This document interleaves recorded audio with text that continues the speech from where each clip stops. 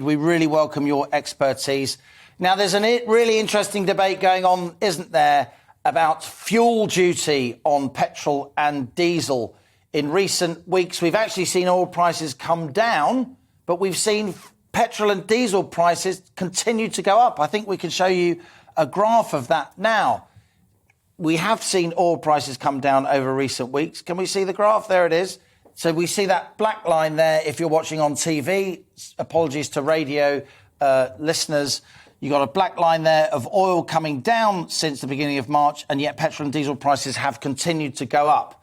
And David, I put that to the Energy Secretary, Kwasi Kwarteng, when I interviewed him last week, and he said, yes, that's very interesting. I'm going to ask the petrol retailers about that. But we have since then seen oil prices go back up again, haven't we? Up above $115 a barrel. Absolutely. I mean, you're highlighting what we're seeing in the oil market and in commodity markets generally, which is a huge amount of volatility. I mean, crude and the raw materials for manufacturing petrol and diesel surged by 35% on spot and wholesale markets between the time of the invasion and the end of the first week of March. They dropped by 25%. They're up by a further 20% the early part of this week. And I think volatility really is going to be baked into spot and wholesale prices.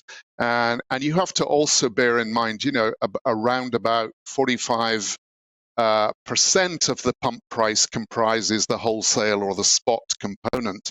There's another 50% of the price that is tax.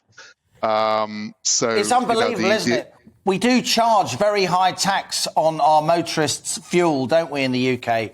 It's 55% now. It was actually up at 70% a few years ago. Since then, we've frozen fuel duty. The question now is whether or not the Chancellor is going to bring that fuel duty down. We'll see tomorrow. But something else I wanted to put to you, David, if I may, it's not just oil and gas, which I know Argos specialises in, but you'll have a view about other commodity prices too. We've seen wheat prices go up. We've seen corn prices go up. We've seen all kinds of foodstuff prices go up, not least because Russia's a huge exporter of so many of them, and Ukraine is a funnel, the Black Sea coast there, usually filled with container ships taking food out of that part of the world. None of that's happening. So do we expect those food prices to keep rising?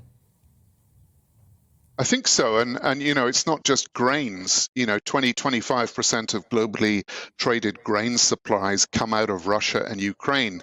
But there's also a similar proportion of globally traded fertilizers, which are coming out of Russia as well. So there's a sort of double whammy for food prices, which I think is going to be with us for a while until we get a better idea of how this conflict resolves itself. That upward pressure on food prices is going to persist. Not least